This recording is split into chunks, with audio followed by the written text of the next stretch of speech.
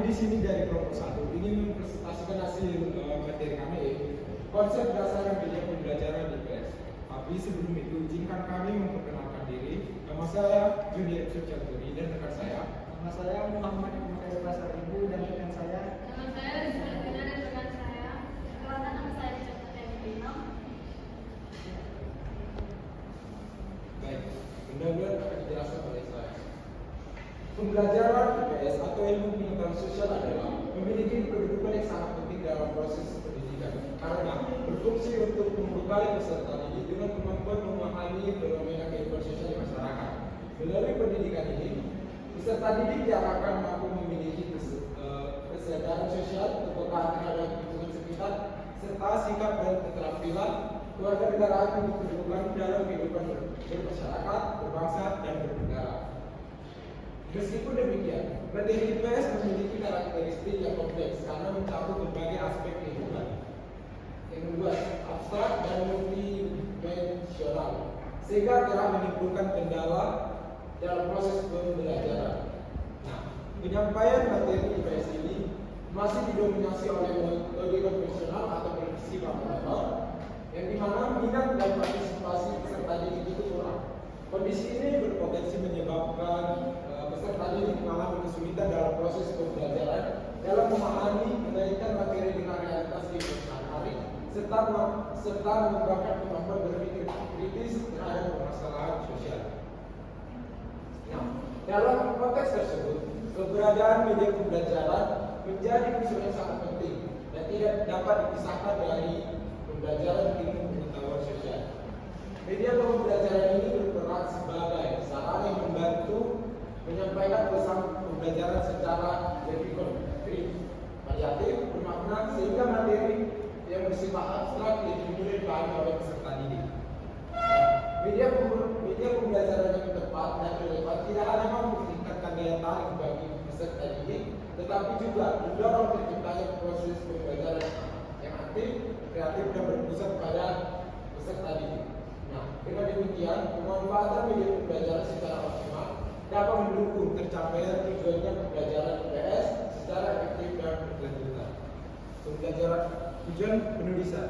Nah, tujuan penulisan kami mengambil 4, yaitu 1. Memberikan pemahaman konseptual mengenai hakikat ilmu pengetahuan sosial dan karakteristik pembelajarannya. Yang kedua, menjelaskan konsep dasar media pembelajaran serta peran dalam fungsinya dalam proses pembelajaran IPS.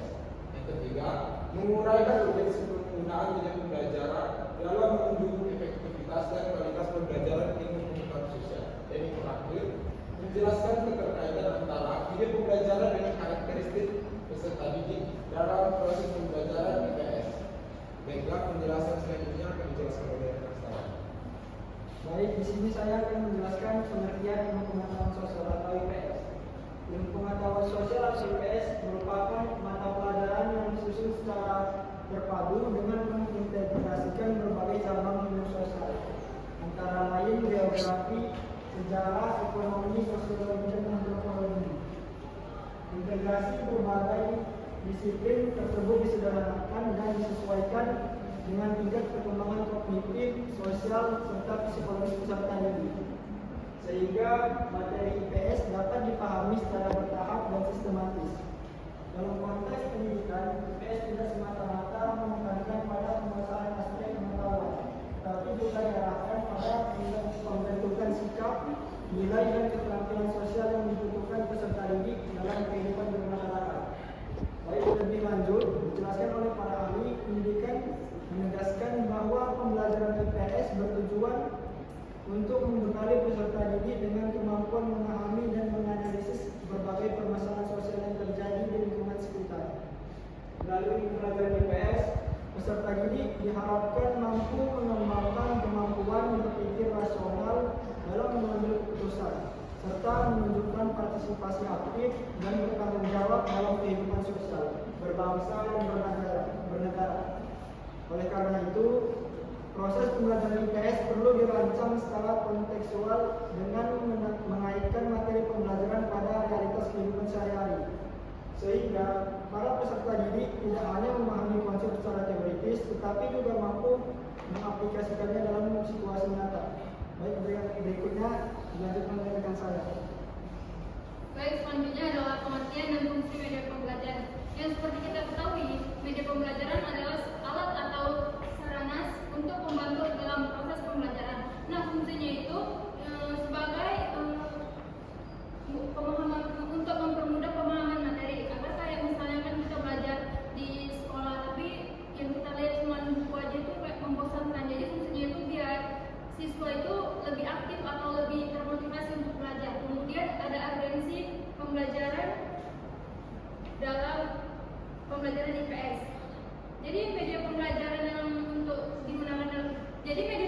ini digunakan dalam pembelajaran IPS untuk lebih yang seperti saya katakan yang fungsinya tadi lebih memudahkan siswa agar lebih memahami konteks materi-materinya. Jadi biar tidak monoton juga dan gampang dipahami. Selanjutnya akan dibagikan oleh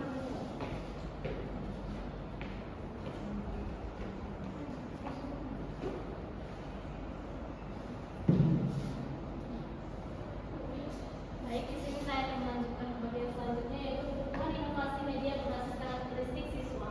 Yang dimana dalam pembelajaran IPS, pengembangan media yang inovatif menjadi semakin diperlukan karena karakteristik peserta didik terus mengalami perubahan seiring perkembangan zaman.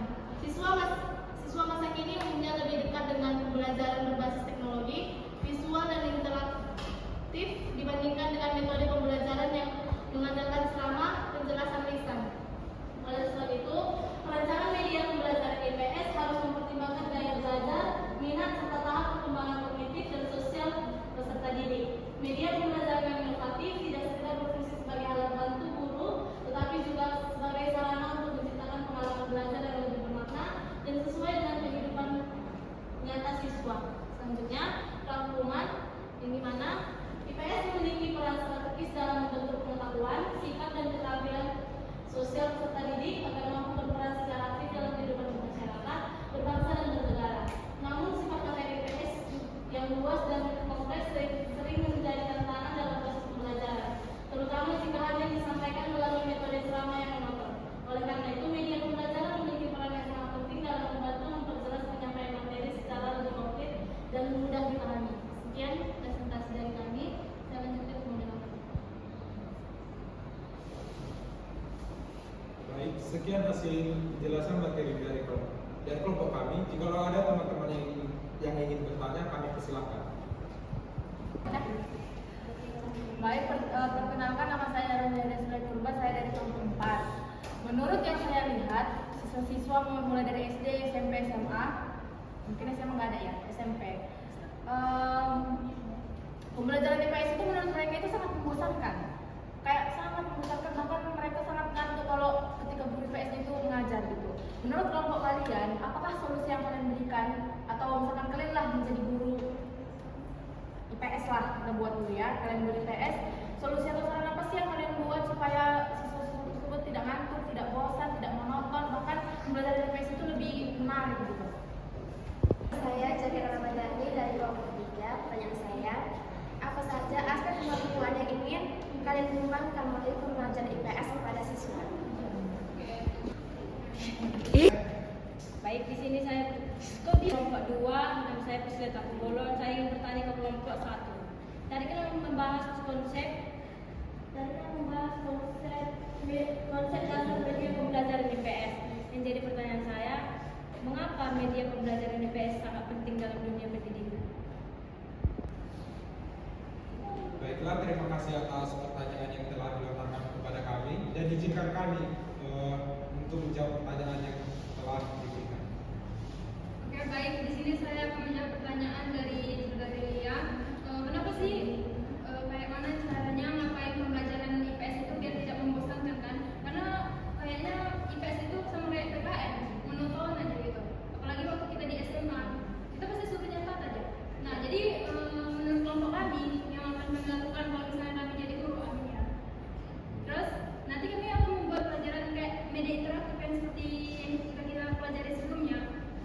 Terus di situ mungkin SMA juga gitu karena IPS memang membosankan. Nah, game atau pokoknya semacam game gitulah atau kuis yang bisa membangkitkan motivasi siswa itu biar pelajaran itu nggak membosankan atau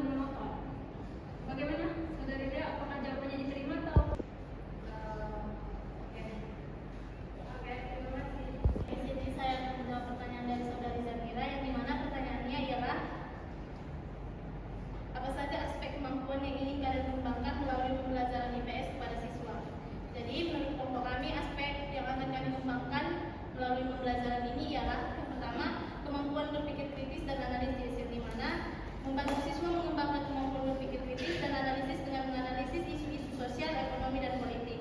Yang kedua yaitu kemampuan memahami dan menghargai keberagaman budaya dan sosial, yang dimana membantu siswa memahami dan menghargai keberagaman budaya, agama, sosial di Indonesia dan dunia. Bagaimana Saudari Zafira akan memimpin dari kelompok kami? Selanjutnya akan dilanjutkan oleh Baiklah, izinkan saya menjawab pertanyaan dari saudari Priscilla Tapulun. Pertanyaannya yaitu, mengapa mata kuliah pendidikan IPS sangat penting dalam dunia pendidikan?